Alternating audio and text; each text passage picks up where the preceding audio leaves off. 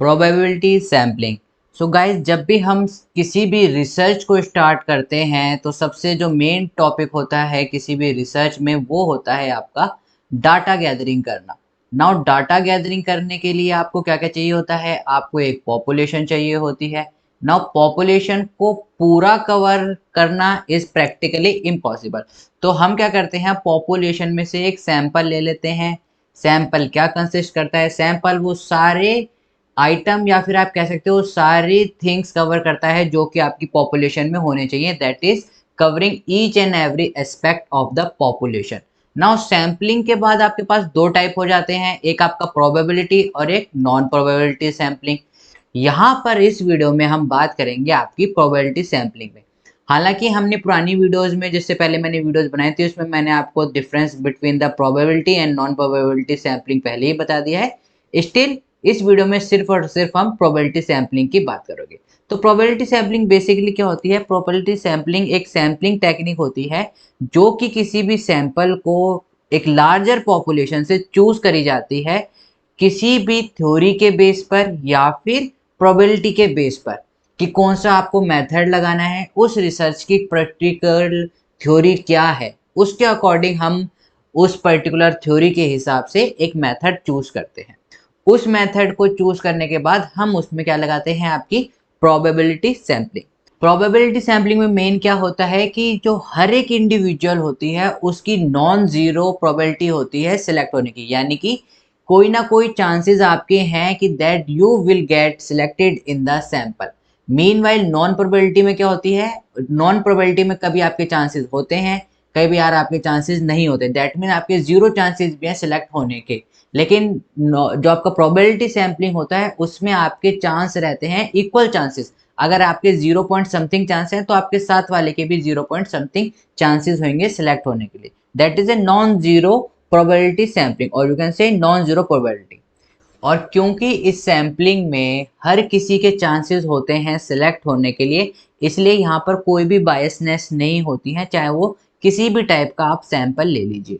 Okay, probability sampling basically आपको help करता है। ये कुछ मैं पॉइंट बता रहा हूँ, मैंने रे डायग्राम बना रखा है, उसके थ्रू भी समझेंगे, पहले पॉइंट के थ्रू मैं आपको बता रहा हूँ। जो प्रोबेबिलिटी सैम्पलिंग होती है वो हमें हेल्प करती है जो सैम्पलिंग एरर है उनको एस्टिमेट करने के लिए, आपके रिजल्ट को प्रिसाइजली एस्टिमेट करने के लिए, आपकी एक्यूरेसी को, आपकी एफिशिएंसी को किसी भी रिसर्च डाटा प्रोग्रेस में, ये सारा काम आपकी क्या करती है, आपकी प्रोबेबिलिटी सैम्पलिंग करती है। आइए एक बार रे डायग्राम से देखते हैं, फिर उसके बाद और बातें करेंगे इसके बारे में। प्रोबेबिलिटी सैम्पलिंग इज एलिमिनेट बायस। बायस को क्या कर देती है, पूरा एलिमिनेट कर देती है। Need population to be very precisely defined. Probability sampling में जो आपकी पॉपुलेशन होती है वो बिल्कुल प्रिसाइजली डिफाइन होनी चाहिए। Also known as the random sampling. ये गाइस याद रखना कि प्रोबेबिलिटी सैम्पलिंग को भी हम रैंडम सैम्पलिंग कहते हैं। ये इसका टाइप नहीं है, अभी हम टाइप की बात नहीं कर रहे हैं, अभी हम सिर्फ प्रोबेबिलिटी सैम्पलिंग की बात कर रहे हैं। तो प्रोबेबिलिटी सैम्पलिंग को हम क्या कहते हैं, रैंडम सैम्पलिंग भी कहते हैं। Sample are selected based on the theory of the probability. जो आप थ्योरी लगा रहे हो कि कौन सी आपको प्रोबेबिलिटी लगानी है या फिर उस मेथड की थ्योरी के बेस के अकॉर्डिंग हम क्या करते हैं, आपके सैंपल सेलेक्ट करते हैं बेस अपॉन द मेथड और base upon the theory of your probability. Sample represent the entire population. ये मैंने अभी आपको बताया, जो आपका सैंपल होगा वो कंसिस्ट करता है each and every aspect of the population.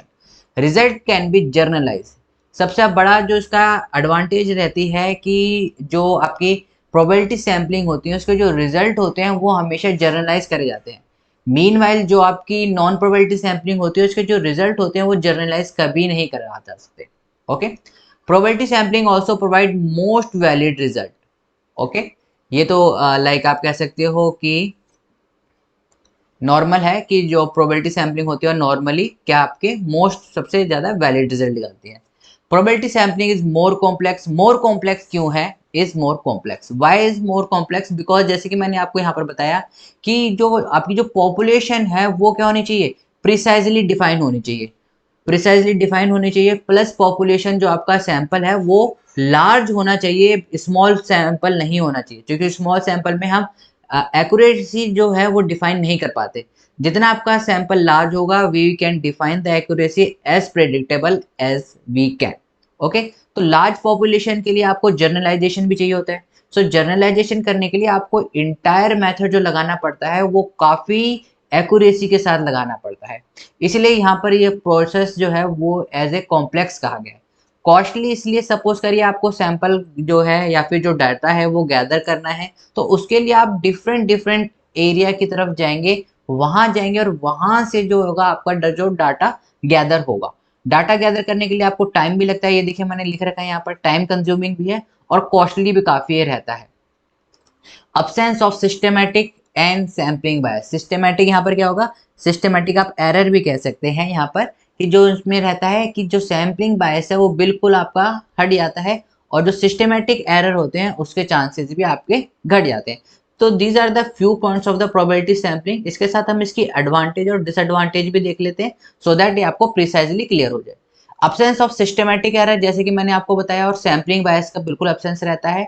Higher level of reliability, reliability higher level कैसे होगी, बिकॉज जो आपका सैंपल होगा वो बहुत ही विविड होगा। विविड होगा तो आपकी जो रिलायबिलिटी होती है वो क्या हो जाएगी, बहुत ज़्यादा हो जाएगी, बिकॉज आपने हर पार्ट से कैंडिडेट को सिलेक्ट कर रखा है। Increase accuracy of sampling error, sampling error में एक्यूरेसी भी because of the high selection of the sample. Possibility to make influence about the population, generalisation कर सकते हो बिकॉज आपके जो सैंपल में है हर एक एक्सपेक्ट से कैंडिडेट लिए गए हैं। डिसएडवांटेज क्या है, एक तो मैंने आपको बताया था टाइम कंज्यूमिंग भी है।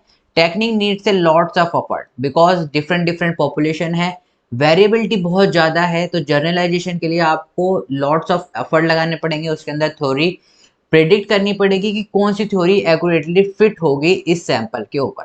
Lots of time consume, that is time consuming तो है, एक्सपेंसिव भी काफ़ी ज़्यादा रहता है बिकॉज डाटा गैदर करने में, और जो डाटा के टूल्स होते हैं उनको भी काफ़ी ज़्यादा आपको एक्सपेंसिव रहते हैं।